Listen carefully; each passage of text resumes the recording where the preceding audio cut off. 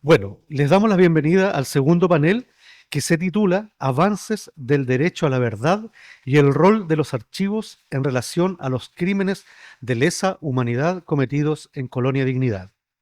Modera esta mesa la directora de Extensión de la Facultad de Ciencias Sociales de la Universidad de Chile, María Elena Acuña, que también es miembro de nuestra asociación, vicepresidenta de la Asociación por la Memoria y los Derechos Humanos, y estarán en el panel Valentina Rojas, representante del Archivo Nacional, y Magdalena Garcés, abogada, representante del Plan Nacional de Búsqueda del Ministerio de Justicia y Derechos Humanos.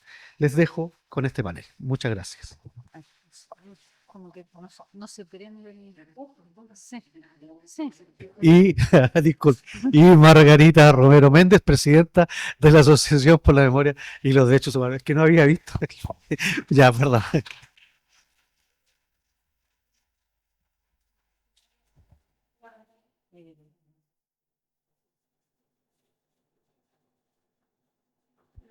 No se prende. Ahí sí, ya. Ahí sí, ya. Bueno, buenas tardes a todos y a todas. Vamos a dar inicio entonces a a este segundo panel, que como ya se ha presentado, está destinado a la discusión del tema de archivo. En nuestro como sentido común, ¿verdad? El archivo es un conjunto documental, hoy día también multimedia, no solo papeles, ¿verdad? Que nosotros suponemos que está al menos custodiado, resguardado, preservado y del cual tenemos como sociedad civil, investigadores y activistas la sana expectativa de poder acceder de la manera más cómoda y más expedita a este conjunto de información. Sin embargo, también sabemos que el proceso de estructurar archivos, de conseguir la documentación, de preservarla, catalogarla y permitir el acceso, es un esfuerzo significativo y mayor, ¿verdad? Que hay que hacer.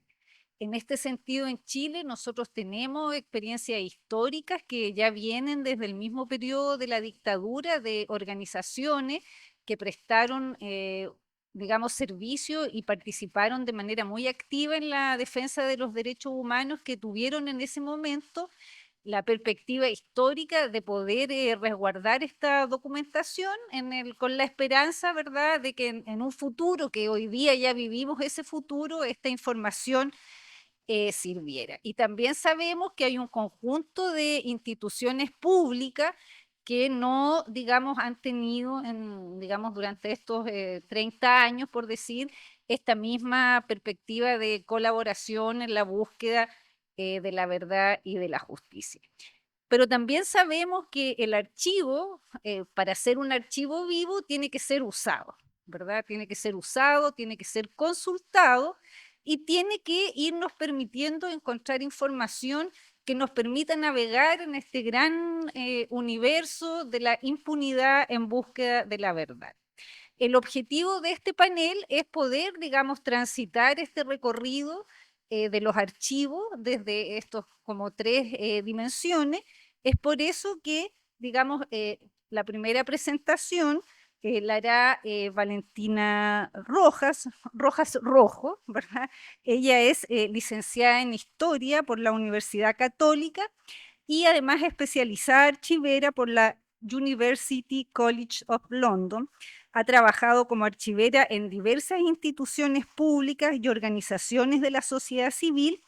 Además es docente del diplomado en archivística de la Universidad de Chile y el Archivo Nacional y magíster en gestión documental, archivística y patrimonio de la UTEM.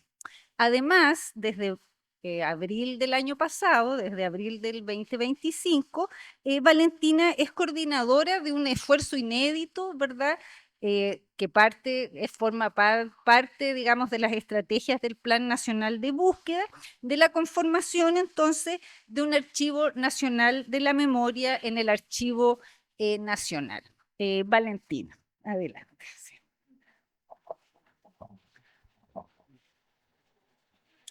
Bueno, hola a todas y todos, muy buenas tardes. Quisiera partir, por supuesto, por agradecer esta invitación a pesar de que estoy de alguna manera como dueña de casa, en realidad también al mismo tiempo estoy como invitada, así que agradecer a Margarita y a la Asociación por la Memoria por organizar este encuentro que, como ya se ha dicho en muchas oportunidades, es una instancia urgente y necesaria, ¿no es cierto?, de seguir repitiendo y seguir insistiendo, porque también sabemos que no es el primer seminario que organiza esta asociación, pero aún así es necesario seguir haciendo nuevas versiones de encuentros como este, porque como conversábamos en el café y como se escuchó en el panel que estuvo espectacular en la mañana, el tema de Colonia Dignidad es prácticamente como infinito, o sea, tenemos muchísimo paño que cortar todavía. Entonces, bueno, yo, como mencionaba María Elena, voy a abordar mi presentación. Se titula Archivo Nacional de la Memoria, Mesa Técnica de Archivos del Plan Nacional de Búsqueda y Digitalización del Fondo Colonia Dignidad. Colaboración interinstitucional para la memoria. Entonces, espero en estos, ¿tengo 15 o 20?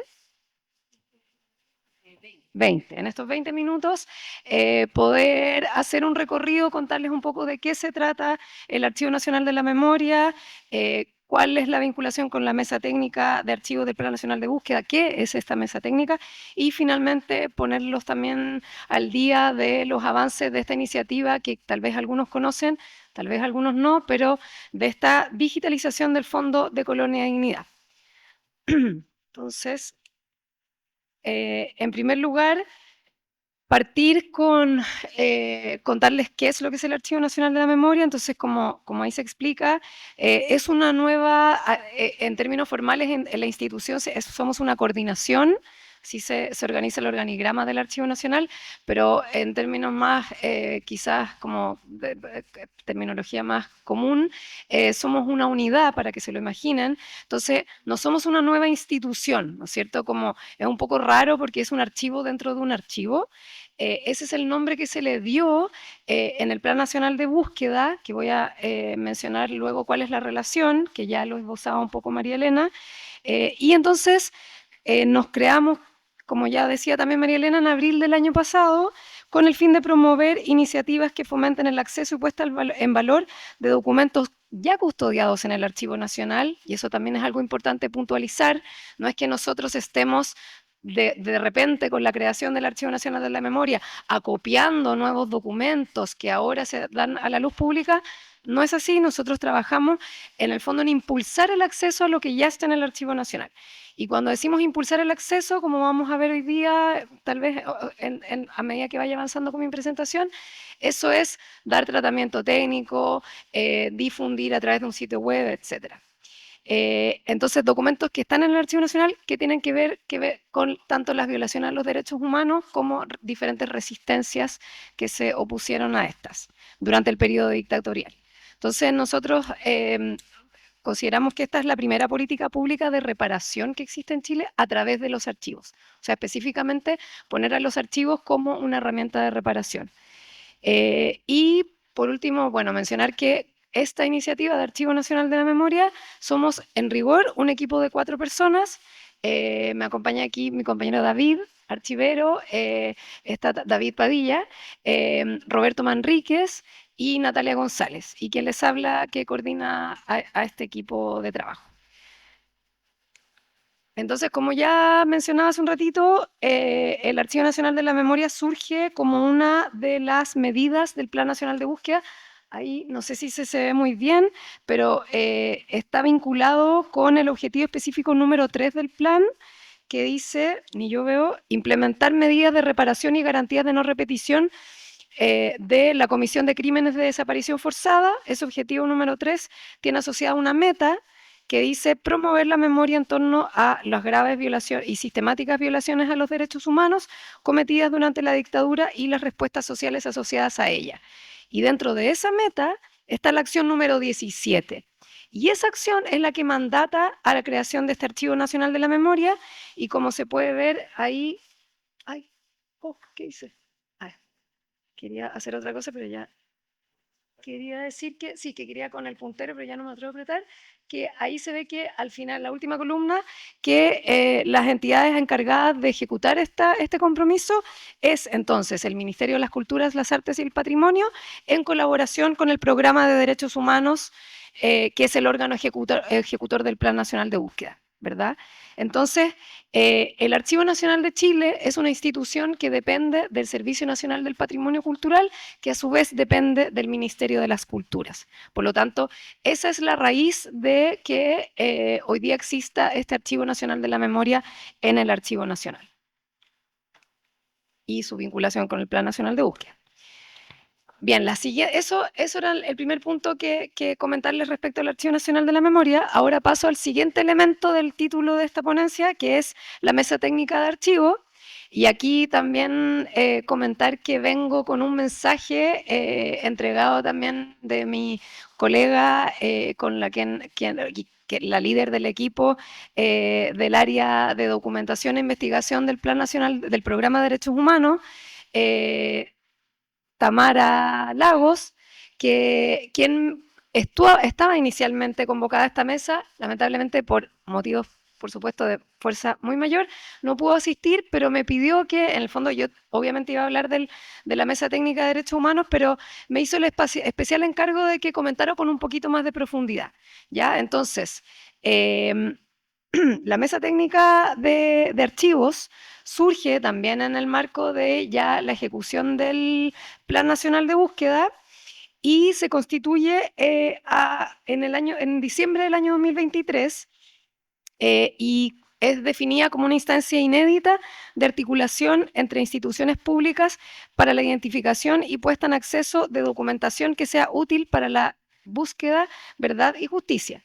Entonces, en esa primera fase, que comenzó, como decía, en diciembre del 2023 y se extendió hasta el año 2024, se trabajó principalmente en el objetivo específico de relevar documentación de los archivos de interés para el Plan Nacional de Búsqueda contenidos en las instituciones participantes, ¿ya? Y ahí pueden ver el listado de instituciones, está el Ministerio de Justicia y Derechos Humanos, el Ministerio del Interior y Seguridad Pública, el Ministerio de Relaciones Exteriores, Ministerio de Defensa Nacional, el Archivo Nacional y el Poder Judicial.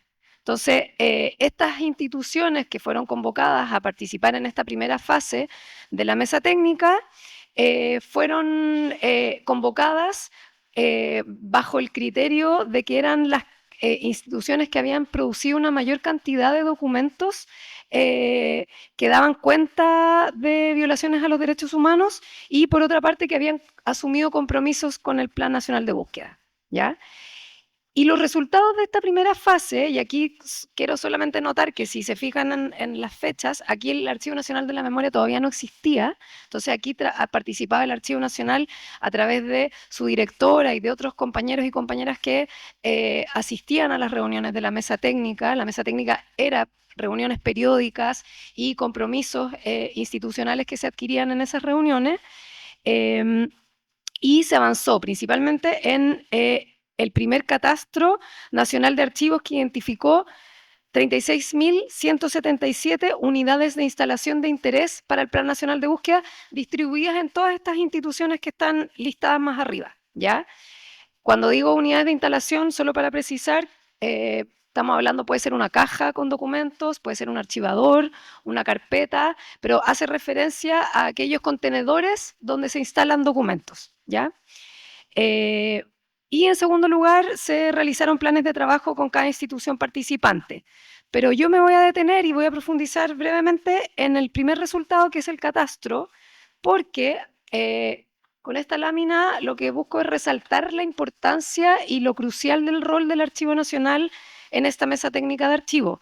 Porque como pueden ver en ese gráfico, de ese universo de 36.177 unidades de instalación de interés, hay un 55% que están custodiadas en el ARNAD, que es la sede que está del Archivo Nacional, que está en Matucana, Archivo Nacional de la Administración, y hay un 30% más que está repartido entre el Archivo Regional de la Araucanía, en la ciudad de Temuco, y en el Archivo Regional de Tarapacá, en Iquique, que forman parte del Sistema Nacional de Archivos, que está dirigido por la Dirección del Archivo Nacional. Es decir, el Archivo Nacional propiamente tal tiene más del 50% de los documentos relevados por la mesa técnica, y si lo sumamos al Sistema Nacional de Archivos, esto supera el 85%. Entonces, y esto, claro, tiene una explicación bastante evidente, que es que estas somos instituciones que resguardamos la documentación histórica producida por las instituciones públicas, ¿ya? Entonces, claro, nosotros no somos productores de documentos en este proceso, sino que somos quienes la resguardamos. Y cabe, sobre todo en este contexto, muy importante decir, la resguardamos y buscamos garantizar su acceso, difusión y puesta en valor. Entonces, no es solo un ente pasivo que custodie. Bien, entonces, ahora pasamos a la segunda fase de la mesa técnica de archivos, que se inicia el año 2025, y ahí sí entramos nosotros como Archivo Nacional de la Memoria desde abril a participar más activamente como representantes del Archivo Nacional. Y bueno, en esta segunda fase los objetivos pasan a ser dar continuidad a los planes de trabajo comprometidos por cada institución en la primera fase, y dos objetivos vinculados a la regionalización, vinculados con ampliar la identificación, análisis e investigación a otras regiones, junto con establecer equipos de trabajo a nivel regional, o sea, hacer como pequeñas mesas técnicas regionales. Y además establecer mecanismos de continuidad del trabajo. Y más que detenerme en el avance de esa mesa, relevar que en esta segunda fase se sumaron nuevas participaciones a esta mesa. O sea, al ampliarse los objetivos de la mesa y al ya haber tenido la experiencia de la primera fase, se consideró relevante sumar, bueno, el Ministerio, sabemos, el Ministerio del Interior se divide y pasa a existir un nuevo Ministerio de Seguridad Pública que cuenta con un representante en la mesa técnica. Se suma Carabineros y la Policía de Investigaciones, el Instituto Nacional de Derechos Humanos, el INDH. Además, se suman organizaciones de la sociedad civil que están articuladas a través de la Red de Archivos de Memoria y Derechos Humanos, y también se suma el Museo de la Memoria y los Derechos Humanos y la Funvisol, la Fundación de Documentación y Archivo de la Vicaría de la Solidaridad. En este contexto, en el contexto del trabajo de la mesa técnica, es que voy a profundizar en eso un poco, o sea, más que profundizar, lo voy a volver a mencionar al cierre, pero lo digo ahora a modo introductorio, es que el Programa de Derechos Humanos, en el contexto de la ejecución del Plan Nacional de Búsqueda, y en este trabajo colaborativo y constante con el Archivo Nacional, en el contexto de la mesa técnica, se establece que la digitalización de los documentos del Fondo Colonia de Dignidad, que como mencionaba la directora del Archivo Nacional al comienzo, está resguardado, custodiado y se le da acceso en nuestra institución, en el archivo, debía ser digitalizado, ¿ya? Entonces, ahora paso a la tercera parte de esta ponencia, el tercer elemento de este listado que esbocé en el título, que tiene relación con contarles un poco en qué está este proyecto de digitalización del Fondo Colonia de Dignidad. Entonces, primero, solo para recordar, y bueno, para quienes no sepan, un brevísimo contexto de los últimos años del devenir de este conjunto de documentos, que es el Fondo Sociedad Benefactora y Educacional Colonia de Dignidad. Como mencionaban, los documentos de este fondo fueron incautados en allanamientos entre los años 2000 y 2005, fueron custodiados y pasaron a manos ahí de la JIPOL, la Jefatura de Inteligencia Policial de la PDI, ¿cierto? Luego, después de de 15 años bajo esa custodia, la Asociación por la Memoria y Derechos Humanos Colonia de Dignidad empuja y lucha en el fondo y hace esta demanda por su declaratoria como monumento histórico, como una estrategia también para su protección. Y puesta en valor, etcétera, pero en el fondo como una herramienta que se da a través del Estado para su salvaguarda, ¿verdad? Y ahí se logra el decreto el año 2016 un decreto del Consejo de Monumentos Nacionales, y se establece y también se comienza la demanda de que esto pase a manos del Archivo Nacional, ¿no es cierto?, para garantizar su preservación. Y eso ocurre, como mencionaba Patricia, a finales del año 2017, en este momento que Patricia comenta que fueron llegaron al Archivo Nacional escoltados por la PDI, lo que da cuenta del valor y de lo crucial que es este conjunto de documentos. Luego, el año 2018, en el Archivo Nacional, que insisto, es una institución técnica de tratamiento archivístico, se digitalizan 48 unidades de instalación, se describen las unidades de instalación, se le realiza un importante proceso de conservación y de estabilización del material, que voy a detallar un poquito más adelante, y finalmente, el año 2019 se puede abrir el acceso a la ciudadanía a este fondo documental, ¿ya? Entonces, ¿cómo está hoy día el Archivo Nacional, o sea, el Fondo de Colonia y Dignidad? ¿Cuáles son sus condiciones actuales? ¿Y cuáles son sus características? Ya lo esbocé un poco generalmente, ahora voy a entrar un poco más en detalle. Están custodiadas en la bóveda de Matucana, como les decía, del Arnad. Consta de 22,8 metros lineales de documentos en soporte papel, producidos entre 1961 y 2007. Eso lo pongo entre paréntesis porque podría llamar la atención si la última incautación fue el 2005, ¿por qué tenemos documentación hasta el 2007? Bueno, la respuesta es porque la PDI incluyó algunos documentos, principalmente traducciones que ellos habían hecho.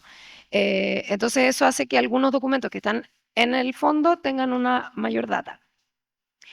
Y está compuesto por, sí, muchas gracias, por 311 unidades de instalación, que son archivadores, legajos y estos cajones con fichas, ¿no es cierto?, que son lo más conocido del Fondo Colonia y Dignidad, pero a mí siempre me gusta mencionar y hacer hincapié, porque creo que es una buena noticia para todos, que estas fichas son una proporción importante y el valor es altísimo, pero no son la totalidad del fondo documental. A veces se piensa que esto es el Fondo Colonia y Dignidad, pero en realidad el Fondo Colonia y Dignidad, como les decía, son 311 unidades de instalación y las cajoneras son solo 22.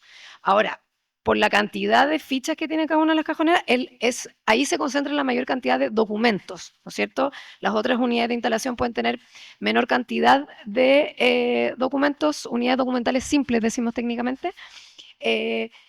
Entonces, en los registros de inteligencia, si se fijan, hay 65 unidades de instalación.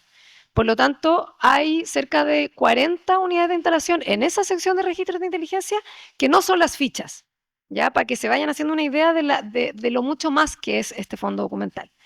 Luego, bueno, y en ese fondo tenemos fichas de seguimiento, que son las más conocidas, inventarios, apuntes, catálogos, boletas, compra y tenencia de armas de guerra, entre otros documentos.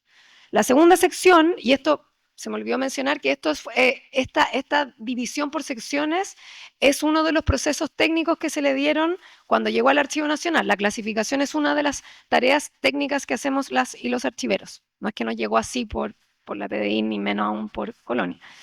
La segunda sección, que se llama registros administrativos y judiciales, reúne documentos notariales, títulos de dominio, cartas, informes, oficios reservados del Ministerio de Justicia, copias de expedientes judiciales, exhortos, entre otros. La tercera sección, que es la de registros clínicos, tiene fichas médicas, exámenes, registros de atención, recetas, etc. Esta sección es la única que tiene una reserva mucho mayor porque los documentos clínicos están resguardados por una ley especial de defensa de los derechos de los pacientes. Entonces, a esta sección solo pueden acceder aquellas personas que son sujetos de las fichas clínicas o bien abogados, jueces, litigantes en casos específicos. Y ese tipo como de perfiles que están súper definidos por la ley. Y por último, la cuarta sección es los registros de prensa, que tiene recortes de prensa nacional y alemanes, transcripciones, etc. Las condiciones de acceso, que como decía, es en realidad lo que da sentido también a esta preservación. La preservación no tiene un fin en sí misma, sino que es para poder mantener la posibilidad de la consulta de esta información y de estos documentos. En el año 2018, cuando se le dio el tratamiento técnico, se realizaron descripciones archivísticas a cada una de las 311 unidades de instalación. Como mencioné recién, se digitalizaron 48 unidades de instalación y se generó un protocolo especial de acceso. Entonces, el Fondo Colonial de Dignidad está accesible, cualquiera de ustedes que quiera ir al Archivo Nacional puede solicitarlo, pero tiene un protocolo especial que difiere un poco de consultar cualquier otro volumen, que también son accesibles de cualquier otra institución, dada la importancia patrimonial, el valor y lo delicado y lo sensible de esta documentación. Y como decía, la sección 4 que es reservada. Y ese pantallazo que está ahí, es importante mencionarlo porque es el catálogo en línea del Archivo Nacional. Por lo tanto, todo esto que yo estoy diciendo, ustedes pueden consultarlo. ¿Ya? Las 311 descripciones, sí, ya. Me quedan 3 láminas contando la de gracias. O sea, 2. Entonces, ese sitio web, ustedes pueden consultarlo. En estos momentos están cargadas solo los 48 digitalizaciones que estaban desde el año 2018 cuando se hizo el tratamiento.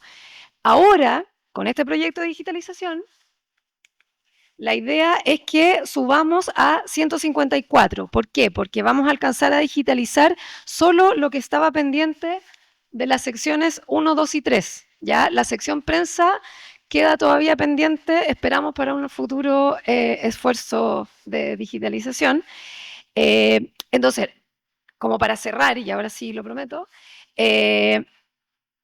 cuando hablo de este esfuerzo interinstitucional conjunto, es porque este proyecto de digitalización está siendo financiado por el Programa de Derechos Humanos y nosotros como Archivo Nacional somos la contraparte técnica que ponemos, hay una empresa consultora que cumplía con altísimos estándares de cuidado patrimonial para la manipulación de los documentos y entonces existe una mesa, un comité técnico que está compuesto por el Programa de Derechos Humanos y por el Archivo Nacional, que somos los que aprobamos estas digitalizaciones y por lo tanto en el fondo es gracias a ese esfuerzo también del Programa de Derechos Humanos que hemos logrado avanzar con esta anhelada digitalización. Entonces, ahora mi última lámina para ir cerrando un par de reflexiones. Entonces, bueno, como decía, es la importancia de este trabajo interinstitucional que fue habilitado gracias a un convenio, lo importante que es el hecho de que el Programa de Derechos Humanos haya puesto este esfuerzo de digitalización como una diligencia judicial. En el fondo, esa es la estrategia que se logró para poder habilitar este financiamiento y este convenio interinstitucional. Y como tarea para nosotros, como Archivo Nacional, decir que con la digitalización no se acaba el procesamiento técnico de estos documentos. Una vez que tengamos las capturas, que le llamamos nosotros, que son las imágenes, tenemos que cargarlas a este sitio web. ¿Ya? Entonces, aquí pido paciencia, vamos a trabajar con la mayor celeridad posible, pero este proyecto que termina la digitalización en febrero, o sea, ahora en un mes más, todavía le va a quedar un trecho para poder ser puesta a disposición, pero el objetivo es que podamos acceder desde ese sitio web. Entonces, en mis últimos segundos, solo mencionar que mientras escuchaba el primer panel, me parece importante la reflexión respecto como de la indivisibilidad de la relación entre el sitio de memoria, Colonia de Dignidad y este archivo, ¿no es cierto? Si bien físicamente, de manera estratégica, y para su protección, el Fondo Colonia de Dignidad está resguardado en esta institución, en realidad es parte fundamental de la historia del sitio, de la lucha de las agrupaciones y de los procesos de justicia, verdad, memoria y reparación que se llevan a cabo impulsadas por las agrupaciones, ¿no es cierto? Entonces, como tanto el sitio de memoria como el archivo de Colonia de Dignidad son herramientas de reparación, de verdad, justicia y memoria. Y como Archivo Nacional estamos comprometidos con eso y vamos a trabajar hasta que esté todo a disposición y mantenerlo siempre resguardado y preservado. Eso, muchas gracias. Perdón por la... Sí, bueno, no, estuviste impecable en el tiempo, no te preocupes. Bueno, muchas gracias, Valentina. Yo creo que esta primera exposición de este panel ya es muy sugerente. Yo creo, les quiero pedir que vayan anotando sus dudas, sus preguntas para la, para la ronda final, ¿verdad?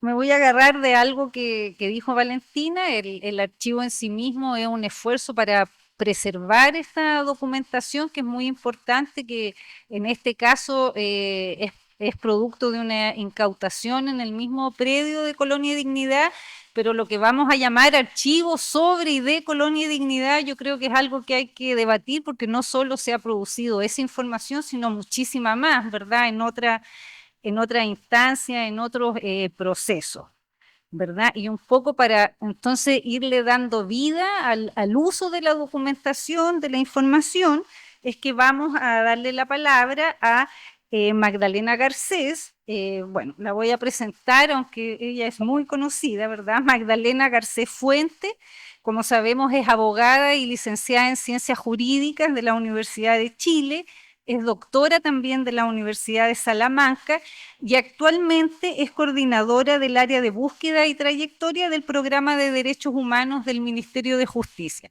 Magdalena, en sus años de ejercicio profesional, ¿verdad?, ha sido abogada querellante en querellas patrocinadas por Londres 38 y por la misma asociación relacionadas con Colonia Dignidad. También ha participado en procesos relacionados con la Operación Colombo, causas de derechos humanos contra agentes de la DINA, y bueno, es también una especialista, quiero recalcar eso, en Colonia Dignidad. Magdalena nos va a presentar entonces una ponencia titulada Avance en Verdad y Justicia relacionados con Colonia Dignidad, y como digo, esto se enmarca también en la discusión de irle dando cuerpo al uso de la información, ¿verdad? A veces pensamos que preservar los documentos es importante, pero hay otras etapas importantes posteriores. Adelante, Magdalena. Bueno, muchas gracias por la invitación. Me había tocado poner en seminarios de Colonia, entonces muchas veces bueno, tenemos gente nueva y también algunos que nos hemos repitiendo en los años. Entonces quise centrar la exposición en algunos antecedentes que me parecen novedosos porque nos abren desafíos para ir enfrentando la búsqueda en lugares como Colonia Dignidad. ¿Cómo se hace? Ahí. Ya. En ese sentido, la presentación quiero dirigirlo primero que nada a la incorporación de tecnologías y enfoques interdisciplinarios. Y esto tiene que ver por una parte, con el uso de nuevas tecnologías, por ejemplo, la teledetección, el uso de dron, LiDAR, análisis de fotografías satelitales. Algunas no son nuevas, algunas se vienen desarrollando hace mucho tiempo, pero que estamos retomando quizás de una manera un poco más sistemática, que nos permita buscar distribuciones en el terreno, o sea, que nos permita ir analizando y comparando los testimonios que tenemos hace muchos años con también cómo el terreno puede expresar o vincularse con ese testimonio. Y por lo tanto el desafío tiene que ver con la creación de sistemas de información geográfico que permitan y que puedan ayudar al análisis forense del sitio. En general, el uso de tecnología y enfoque interdisciplinario ha sido uno de los aportes del Plan Nacional de Búsqueda, si bien esta es una demanda antiquísima, y como digo, tampoco es que nunca se haya hecho antes, pero que estamos usando de manera más sistemática, y responde, como todos sabemos, una respuesta a una deuda histórica, y también a la constatación de que la complejidad del ocultamiento y del ocultamiento de los cuerpos, del hacer desaparecer los cuerpos, requiere soluciones, no dice soluciones científicas, pero más bien tiene requiere soluciones integrales, múltiples, y que además el paso de los años, la muerte de muchos de los ejecutores, así como también de víctimas y sobrevivientes, hace cada vez más difícil tener esos testimonios o tener esos testimonios presentes, digamos, llevar a personas, por ejemplo, a terreno. Y que todo esto se vincula con la garantía del derecho y del respeto de derecho y la justicia, y en este sentido destaco la labor de la justicia, por eso es que quisiera después referirme a eso, y como una estrategia integral, y que por supuesto esto responde a un proceso de búsqueda que es político y ético también, no solo técnico. Permiso. Tengo que... Aquí, una de las tareas que nos hemos dado, y todo esto se enmarca en la causa 683-2017, perdón, que es la causa 683 es actualmente la causa de búsqueda que tiene abierta la ministra Paola Plaza. Esa causa fue una querella presentada por el Programa de Derechos Humanos y una querella también presentada por la Asociación por la Memoria y los Derechos Humanos Colonia Dignidad, que se juntó también con una querella que había presentado un hermano de una de las víctimas detenidas desaparecidas que se presupone fue llevada a Colonia Dignidad. Y si bien es una causa que se inició como una querella criminal, ha sido tratada, y esto es una discusión técnica que no vale la pena mucho ahondar ahora, pero como una causa de búsqueda, una causa que se está fundamentalmente destinada a la búsqueda de las víctimas de desaparición forzada. El hecho de que sea una causa de búsqueda nos permite mayor libertad en cuanto a las diligencias que se pueden hacer y que no sean necesariamente diligencias parte de un proceso penal dedicado a establecer el delito de los responsables. Entonces, tiene ventajas, pero también algunas desventajas.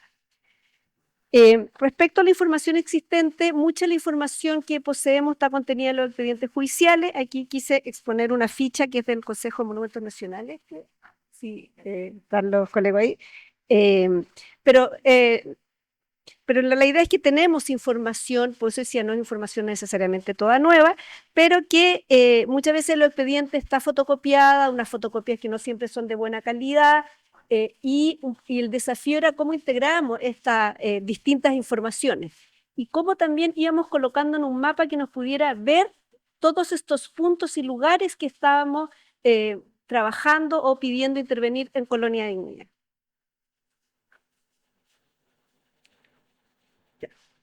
Respecto a la teledetección, bueno, quería poner solamente una fotografía. Ese es un dron LiDAR, que estas han sido participación en diligencias judiciales, por lo tanto, solo puedo mostrar algunas fotos, pero que nos ha permitido sacar fotografías aéreas.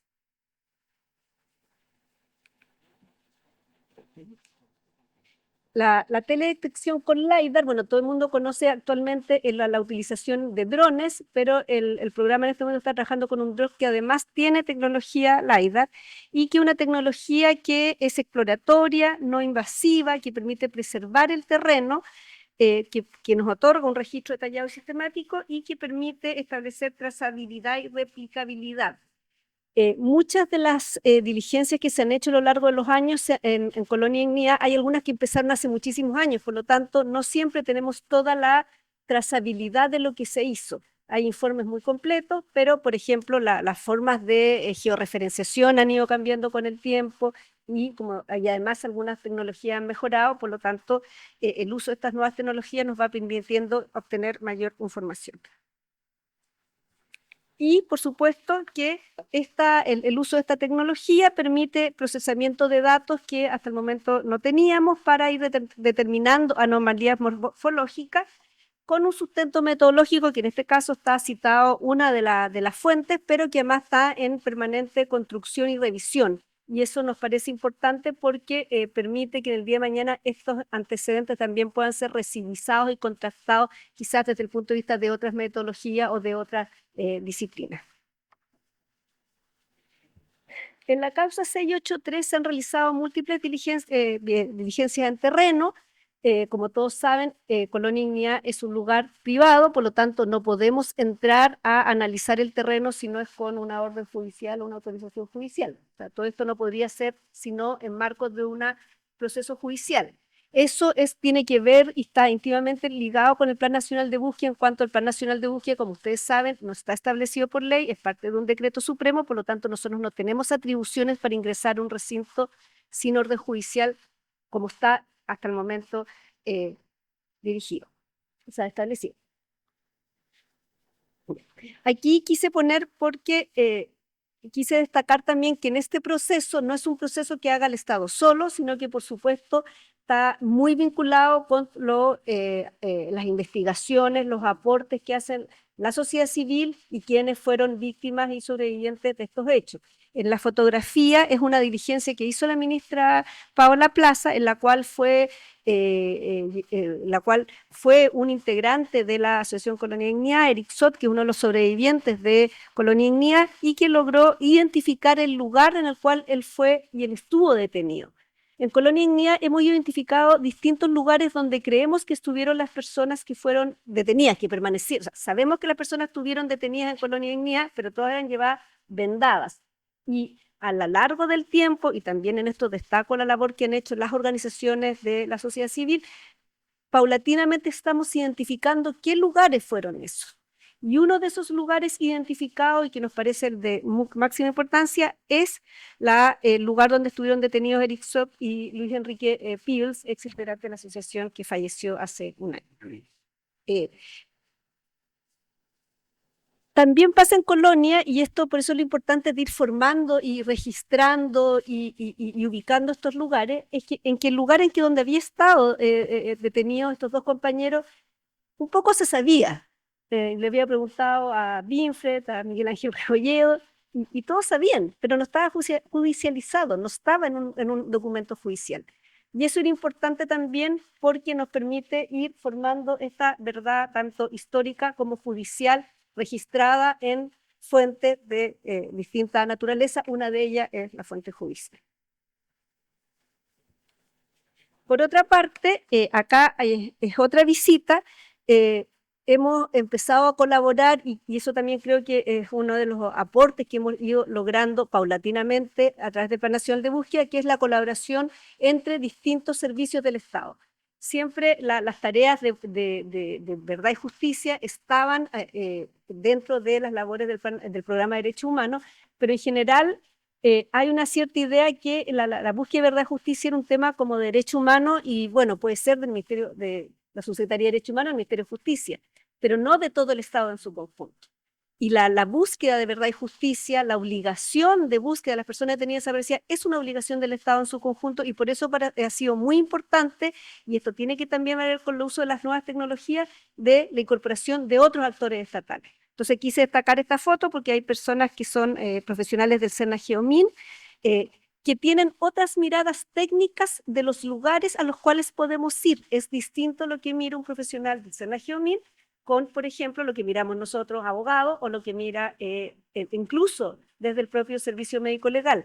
Y lo interesante es cómo se genera ese acercamiento y trabajo interinstitucional entre distintas instituciones. Y en este momento, bueno, aquí hay una perita, el médico legal conversa directamente con el SENA-GEOMIN y discuten de temas técnicos que probablemente la gran mayoría de nosotros no entendemos.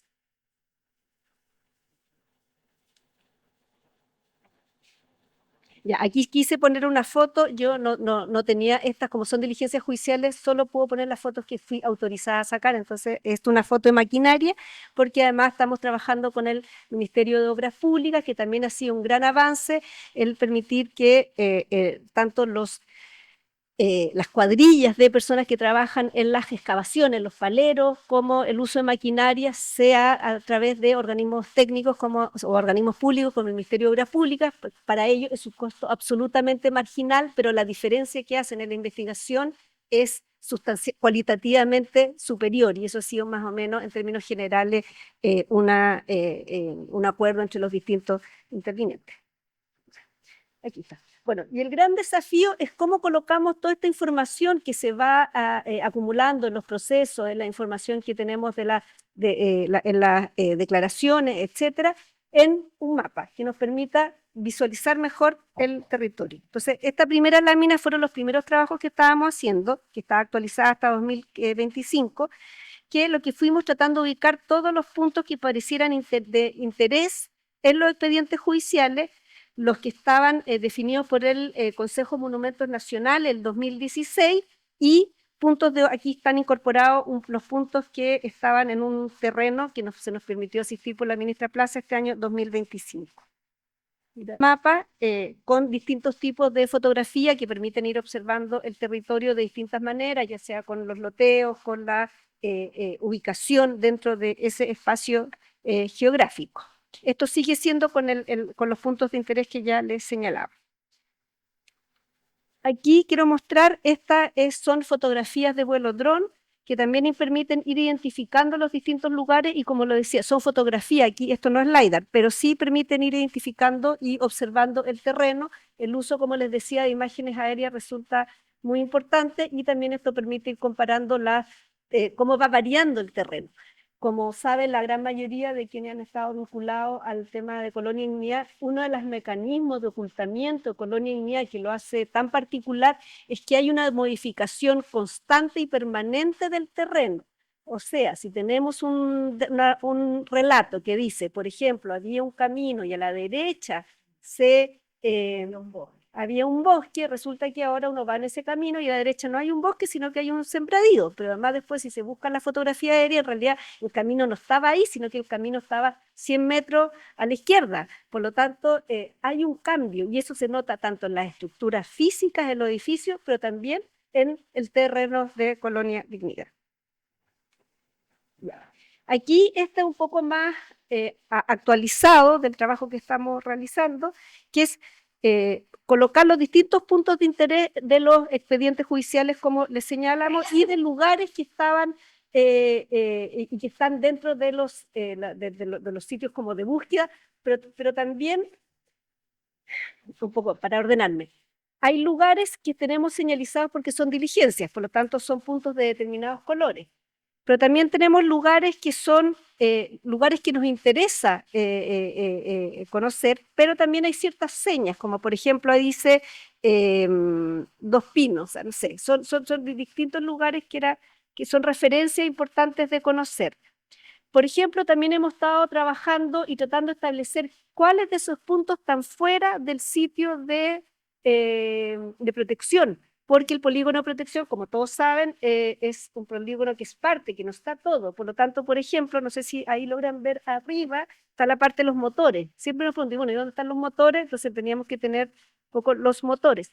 También esto nos permite para empezar a trabajar ciertas hipótesis de trabajo. O sea, ¿por qué enterrar los motores aquí y no en otra parte? Porque cuánto se demoraban y eso nos permite compararlo, cuánto se demora en términos de metro de llegar de un punto a otro y si eso coincide o no coincide con los testimonios. Los testimonios de los sobrevivientes están vendados, por lo tanto dicen, bueno, dimos tantas vueltas, nos demoramos tanto, en fin. Aquí está. Esto es el sector que es donde está el área, estamos hasta el puente Lavadero, más bien el área de las quemas. Bueno, apurarme. Esta es la zona de las quemas y el estero El Guaye. Este año, el año pasado, logramos en la parte de arriba identificar que había un punto de interés que estaba mal georreferenciado. Y esto no es una crítica, sino que muchas veces hay georreferenciaciones que no coinciden y parte del desafío es decir, bueno, realmente cuál es la que corresponde, porque nos podemos equivocar o porque a lo mejor usamos diferentes fuentes para georreferenciar un sitio. El estero El Guaye, que es uno de los lugares donde se habían arrojado cenizas, no había sido, no lo teníamos identificado o georreferenciado en un mapa antes, entonces era importante ir colocando estos lugares y ver cómo se relacionan entre ellos. Acá en la zona urbana, la zona, entre comillas, Colonia Dignidad es completamente una zona rural, pero todos hablamos de zona urbana para distinguir la parte donde están las casas y el pequeño poblado. Y para ir avanzando y para terminar, esta es una fotografía que tiene que ver más bien con, y esto se puede buscar con Google Earth, los que tienen mayores habilidades. Hay fotografías aéreas satelitales que son gratuitas, que son de los norteamericanos de los años 60. El problema es que muchos de nosotros, si las bajamos, nos van a bajar unas cosas inentendibles y por lo tanto eso requiere de cartógrafos, geógrafos, gente que sabe después corregir y utilizar de mejor manera las fotografías. Bueno, quería ir terminando, pero quiero referirme 5 minutos o 3 minutos a la sentencia de Colonia Dignidad.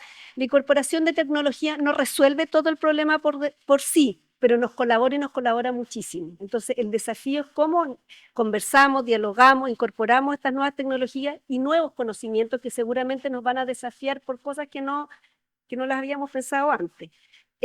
Ahora, necesitamos también mucha rigurosidad y como decía, mucha trazabilidad, porque hemos dado cuenta de que muchas veces tenemos información, pero no sabemos de dónde viene. O, como decía, esto de que un punto esté en un lugar y esté en otro, no necesariamente es un error, es que a lo mejor estamos hablando de dos lugares distintos. Entonces, necesitamos eso y el desafío actual es cómo logramos que por lo menos de ahora en adelante seamos lo más rigurosos posible en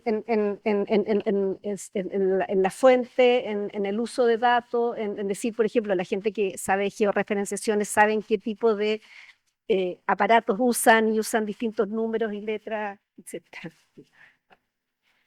Quisiera rápidamente referirme a la sentencia contra Billy Malesa, quizás es uno de los avances judiciales más significativos de los últimos años. Como les decía, hubo una causa a raíz de los trabajos que se fueron realizando especialmente por la ministra Paola Plaza, se logró, se tomó declaración y se logró ubicar, o sea, venía desde el ministro Cepeda hizo una investigación que dejó mucho que desear, la asumió el ministro Carroza, pero la consiguió la ministra Plaza, en que se logra ubicar la zona donde eventualmente se había producido la quema. Ese lugar coincide con la quema de cuerpos en el marco del retiro de televisores, ese lugar coincide con lo declarado por los testigos, se ubica, hay evidencia física y evidencia arqueológica. Hay un peritaje que no logró establecer la presencia de un componente químico que se habría usado en la quema, pero eso no tenemos, lo que quiere decir es que ese es el lugar que tiene mayor... que hay mayor, que uno puede rigurosamente afirmar que ahí se habría producido la quema, pero siempre obviamente estamos en una investigación que puede ir aportando nuevos antecedentes. Y lo importante es que a raíz de esta investigación, en que finalmente Willy Malesa ya lo había hecho, pero sin que el ministro Cepeda lo considerara de interés o no quisiera procesarlo, finalmente establece el lugar donde habían sido arrojadas las cenizas, tanto en un lugar en el estero del Guaya como en un lugar del río Perquilauquén, y finalmente como que la ministra le pide colaboración, pero finalmente no colabora sustancialmente y finalmente la ministra decide hacer efectiva su responsabilidad criminal.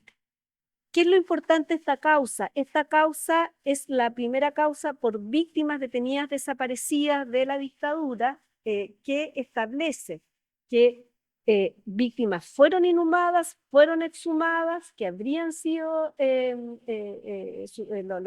las cenizas arrojadas a los lugares que ya señalé, y que en ella tuvo participación uno de los colonos que es Billy Malesa.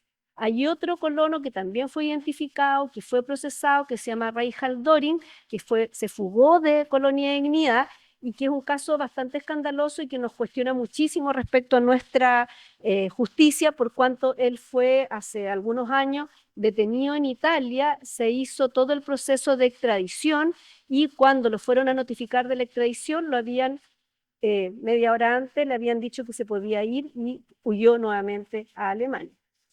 Por lo tanto, se fugó 2 veces. Ahora, respecto a la sentencia de Billy Malesa, como digo, es importante porque se condena la responsabilidad de un colono en la inhumación y la exhumación de cuerpos. Es por ese motivo que la sentencia finalmente se hace por un encubrimiento. Esto es una discusión jurídica que quizás para otro momento, porque además él reconoce haber participado en la exhumación, no en la inhumación, a pesar que hay muchos antecedentes que participó en ambos procesos. Lamentablemente, como es encubrimiento, el encubrimiento es una forma de participación que rebaja mucha la responsabilidad, por lo tanto permite bajar mucho las penas.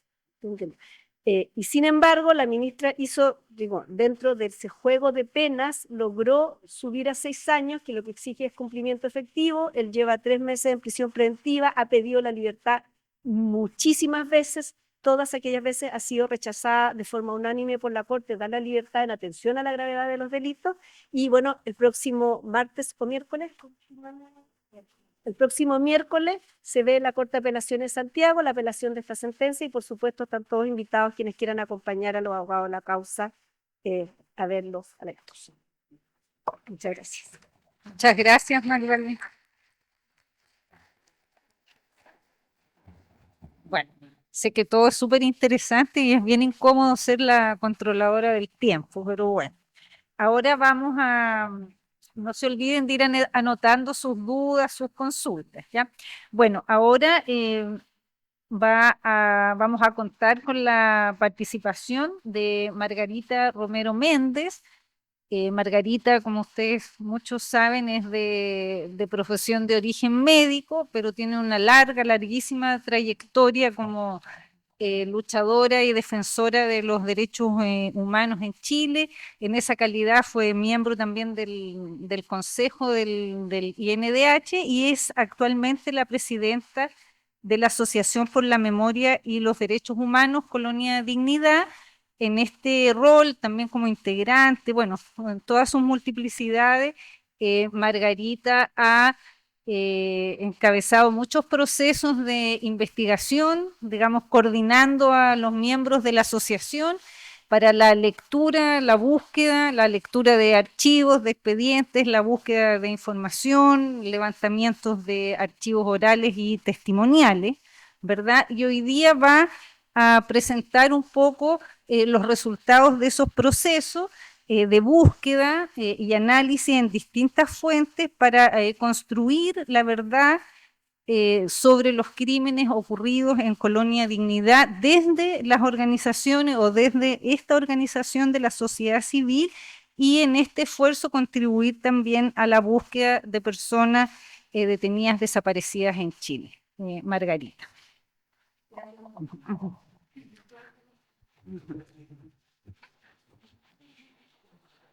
Bueno, la presentación que voy a hacer se inscribe en el trabajo de investigación desarrollado por la Asociación por la Memoria y Derechos Humanos Colonia Dignidad, cuyo eje central ha sido la búsqueda, estudio y análisis de archivos para contribuir a la construcción de verdad desde la sociedad civil y al esclarecimiento del destino de personas detenidas desaparecidas. Partimos de la base de que los archivos no son solo documentos de depósito del pasado, sino herramientas activas para el derecho a la verdad, capaces de reabrir investigaciones, reconstruir procedimientos represivos y establecer responsabilidades incluso décadas después de ocurridos los hechos. En esta presentación quiero mostrar 3 ejemplos concretos de 3 fuentes de información de cómo desde la sociedad civil hemos utilizado distintos tipos de archivos para avanzar en verdad y justicia respecto de los crímenes cometidos por y en Colonia Dignidad. 1. Los archivos de inteligencia y contrainteligencia elaborados por la propia colonia, incautados en los años 2000 y 2005 durante las investigaciones de causas judiciales y que nuestra asociación utilizó para interponer la querella por Operativo Cerro Gallo. Los archivos judiciales que contienen los expedientes de causas relacionadas con los crímenes de Colonia Dignidad y que permiten reconstruir el rol de Colonia Dignidad dentro del dispositivo represivo de la dictadura. Y 3, los archivos orales sobre Colonia Dignidad. El construido en el 2019 por nuestra asociación en convenio con la Universidad de Chile, el archivo oral de Londres 38 y el archivo oral chileno-alemán construido por la Universidad de Berlín, y en particular de este archivo el testimonio de Iris Leiva, de gran valor probatorio y testimonial. En relación a los archivos de inteligencia y contrainteligencia Colonia Dignidad y el operativo Cerro Gallo. El primer paso en el trabajo con este archivo se inicia con el análisis de nuestras propias fichas y las fichas de compañeros y compañeras detenidas desaparecidas con quienes habíamos compartido prisión. No accedimos al archivo de manera abstracta. Lo hicimos con conocimiento previo del contexto represivo, de las estructuras partidarias, de los nombres de los prisioneros y prisioneras, de los diferentes periodos y de los golpes represivos de la dictadura. Ese conocimiento nos permitió buscar información específica y sobre todo vincular y asociar datos dispersos, lo que hizo posible reconstruir varios eventos represivos en su totalidad, como el golpe represivo en Lota y Coronel en 1974. En ese proceso nos encontramos con algo inesperado, con numerosas fichas referidas no a las víctimas, sino a los represores, particularmente vinculadas al operativo Cerro Gallo, que tal como dije anteriormente, este es un archivo de inteligencia y contrainteligencia. El volumen y el detalle de la información encontrada nos llevaron a una pregunta obvia. ¿Por qué estos antecedentes no fueron investigados oportunamente por la justicia? Antecedentes que estuvieron disponibles para el juez de la causa 10 años antes de que llegaran a nuestro conocimiento. Las fichas permiten identificar nombres, cargos, regimientos, fechas y roles operativos. Por ejemplo, Dante Javier Iturriaga Marchese, teniente coronel, jefe de comandos de Concepción, aparece dirigiendo el operativo Cerro Gallo.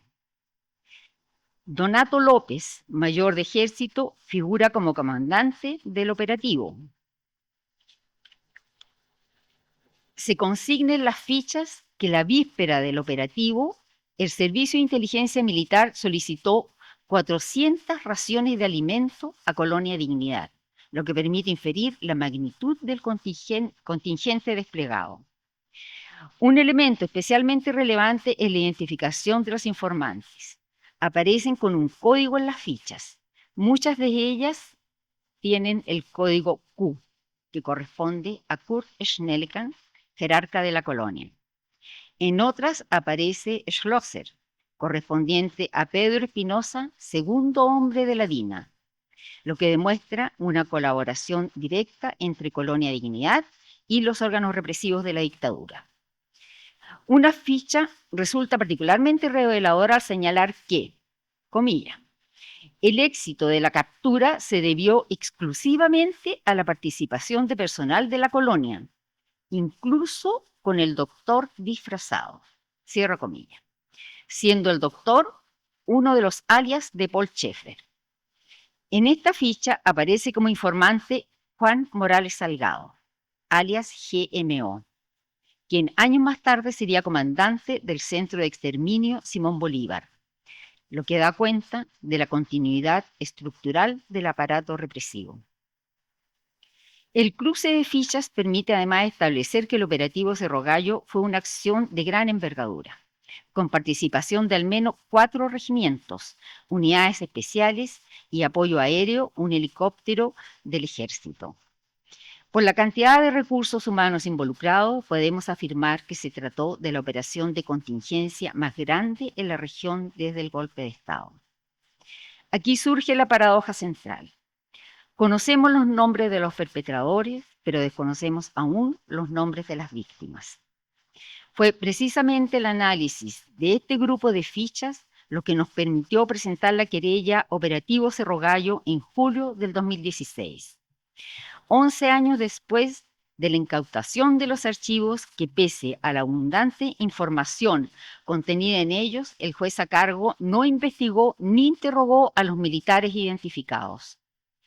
Este primer ejemplo muestra con claridad el potencial y también los límites del archivo cuando no existe voluntad judicial para activarlo. El segundo ejemplo se refiere a nuestro trabajo con archivos judiciales y reconstrucción de procedimientos represivos. Este ejemplo se basa en la utilización de archivos judiciales, particularmente declaraciones de colonos y agentes vinculados a colonia que se encuentran en los expedientes de causas donde se investigó a la colonia por asociación ilícita y por otros crímenes. Estos archivos permiten algo fundamental: reconstruir procedimientos represivos completos, no hechos aislados. A partir de estas declaraciones judiciales es posible identificar fases sucesivas de un mismo patrón represivo. Primero, la detención y traslado de prisioneros desde distintos lugares del país: Lota, Coronel, Concepción, Chillán, Parral, Linares, Talca, Santiago. Los traslados se hacían generalmente de noche, en vehículos militares o civiles, bajo custodia de agentes de la DINA. Luego, la reclusión clandestina dentro de la colonia, en edificios y subterráneos adaptados como calabozos, con detenidos vendados, incomunicados y sometidos a interrogatorios bajo tortura. Los testimonios dan cuenta de un sistema de registro interno, con fichas elaboradas a partir de interrogatorios grabados e informes escritos a máquina, donde se clasificaba ideológicamente a los detenidos y se tomaban decisiones sobre su futuro. Posteriormente, se describen traslados nocturnos hacia sectores aislados del predio, especialmente al sector Chenco, seguidos de ejecuciones que los colonos señalan no haber presenciado directamente, pero de las que tomaban conocimiento por los disparos. Los cuerpos de las víctimas son inhumados en fosas previamente excavadas y luego tapadas con una retroexcavadora que estaba a la espera en el lugar. Declaración de Eric Feje en la causa Asociación Ilícita. Finalmente, los archivos judiciales permiten establecer una fase posterior y decisiva para la eliminación de evidencias. La exhumación de los cuerpos, su quema en parrillas con productos químicos, leña y diésel, luego la recolección de cenizas y restos óseos en camiones tolva para posteriormente ser lanzados a orillas del río Perquilauquén y Estero del Guaye, con el objetivo de eliminar todo rastro. Este encadenamiento de fases deja en evidencia un procedimiento planificado y rigurosamente ejecutado que concluye con la desaparición forzada de prisioneras y prisioneros políticos. El tercer ejemplo tiene que ver con los archivos orales y el testimonio de sobrevivientes de prisión política y el de Iris Leiva, una niña chilena adoptada en Colonia. El primer archivo oral sobre Colonia Dignidad, construido por nuestra asociación y que se aloja como fondo especial en los archivos de Villa Grimaldi, contiene el testimonio de Luis Peebles, compañero recientemente fallecido, quien relata las sesiones de torturas a las que fue sometido y los lugares donde estuvo detenido junto a Eric Sot y Alejandra Merino en febrero de 1975. Eric Sot reconoció recientemente el lugar donde fue torturado al interior del enclave, el Hildegard Hall, que funcionó como cuartel de la DINA en la colonia. Miguel Ángel Rebolledo, cuyo testimonio se encuentra en el Archivo Oral de Londres 38, alojado en Londres 38 Espacio de Memorias, señala que el agente de la DINA, Osvaldo Romo, en un careo judicial, reconoce que el grupo de 7 personas sacadas desde Londres 38 el 13 de agosto de 1974 fue llevada a Colonia Dignidad y todos ellos hoy son personas detenidas desaparecidas. Otro importante testimonio se encuentra en el Archivo Oral Chileno-Alemán sobre Colonia Dignidad, conservado en la Universidad de Berlín. Es el testimonio de Iris Leiva, que tiene el valor de la experiencia directa de una habitante al interior del enclave represivo, aportando elementos que confirman y complementan declaraciones contenidas en expedientes judiciales. Iris relata haber presenciado exhumaciones, describiendo cómo, comilla, la excavadora desenterraba personas. Cierra comilla. También da cuenta de la eliminación deliberada de evidencia material al referirse a botellas de gas utilizadas en procesos de exterminio, señalando, comilla, eso era la sala de gas. Después lo quemamos todo. Cierra comilla. Su testimonio demuestra que la destrucción de cuerpos y objetos no fue improvisada, sino parte de un procedimiento consciente destinado a borrar huellas.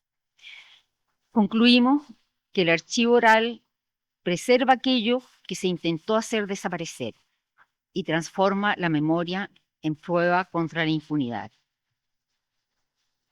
Con estos 3 ejemplos podemos decir que en el caso de Colonia Dignidad, los archivos nos han permitido evidenciar los crímenes en la colonia: secuestro, tortura, asesinatos, desaparición forzada, inhumaciones y exhumaciones ilegales.